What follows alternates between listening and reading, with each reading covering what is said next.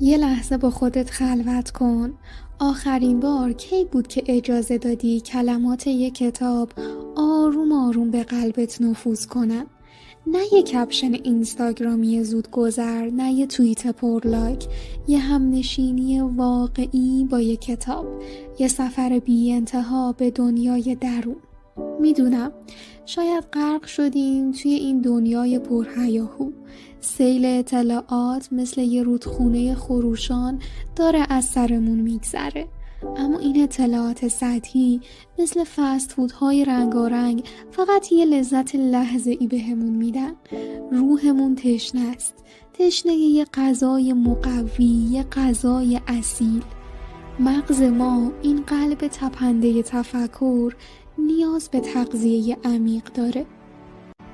وقتی فقط با فست فود تغذیه بشه، ضعیف میشه، پژمرده میشه و اون وقتی که دیگه نمیتونیم درست تمرکز کنیم، تصمیم بگیریم و عمیقاً فکر کنیم. ما در عصر شلوغی زندگی میکنیم، اما قلب‌های ذهن‌هامون ساکته. صدای نوتیفیکیشن ها گوشی هامون رو پر کرده، اما صدای تفکرمون گم شده. ما دیگه کتاب نمیخونیم و این یعنی داریم از فکر کردن دور میشیم. هیچ کس قرار نیست بیاد و دستمون رو بگیره و ببره به یه باغ پر از کتاب. هیچ معجزه‌ای توی راه نیست. این ماییم که باید تصمیم بگیریم، که باید خودمون رو دعوت کنیم به یه مهمونی پر از کلمه. هر صفحه‌ای که ازش میگذریم یه قدم از اون کسی که میخونه عقب میمونیم. این عقب موندگی فقط توی سواد نیست، توی درک زندگیه، توی فهمیدن فرق بین یه حرف منطقی و یه چرند بی سر و ته، توی توانایی نقد کردن، شک کردن و تحلیل کردن. کتاب مثل یه مربی مهربون مغزمون رو تربیت میکنه، اما وقتی کتاب نمیخونیم مغزمون وحشی میمونه، راحت کنترل میشه، راحت فریب میخوره. توی این دنیایی که همه دارن سطحی حرف میزنن، اون کسی برنده است که عمیقاً فکر میکنه و این فکر عمیق از دل کتاب ها بیرون میاد. شاید بگی حوصله ندارم، وقت ندارم، ذهنم درگیره، اما بذار یه رازی رو بهت بگم.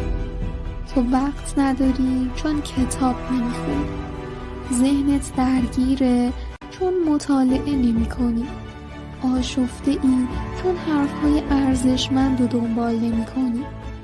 آدم‌ها با کتاب‌ها ساخته شدن.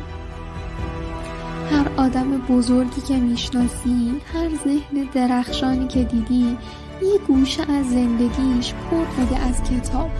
کتاب‌ها باهات حرف میزنن، باهات دعوا میکنن، تو رو به چالش میکشن و این یعنی رشد، یعنی شکوفایی. وقتی کتاب نمیخونی، یه جورایی ذهنت رو تعطیل کردی.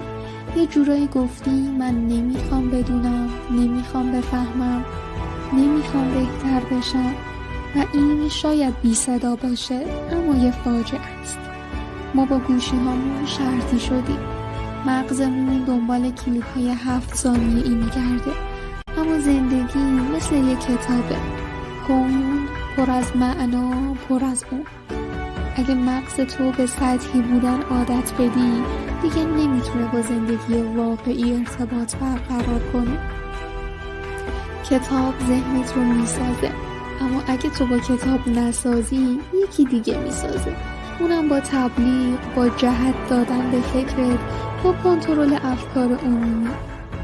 تو فکر میکنی آزادی، اما اگه مطالعه نکنی، اگه یاد نگیری، آزادی دیگه توهمه. تو فقط داری شبیه بقیه فکر میکنی، چون حرف کسی رو خوندی که خودش فکر کرده، اما تو فقط مصرفش کردی. برگرد به کتاب، نه واسه مدرک، نه برای نمایش، نه برای اینکه بگی من روشن فکرم. برای خودت، برای نجات مغزت، برای ساختن یه دنیای قشنگتر توی سرت.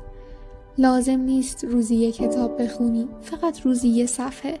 باور کن همون یه صفحه میتونه نجاتت بده. همون یه صفحه یه جرقه است.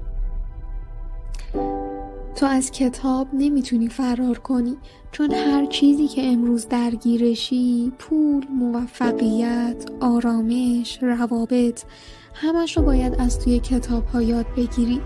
کتاب راه فراره، راه نجاته، راه دیدنه. بیا یه بار دیگه به خودت یه شانس بده، یه کتاب بردار، بخون. حتی اگه فقط یه پاراگراف بخون برای نجات مغزت، روحت و خودت. چون هیچ کس نمیاد برات بخونه، هیچ کس نمیاد ذهن تو رو نجات بده. این تویی، تو و یه کتاب. همین کافیه. این یه قرار عاشقانه بین تو و کلمه ها. یه رقص روح توی سکوت کتابخونه ذهنت.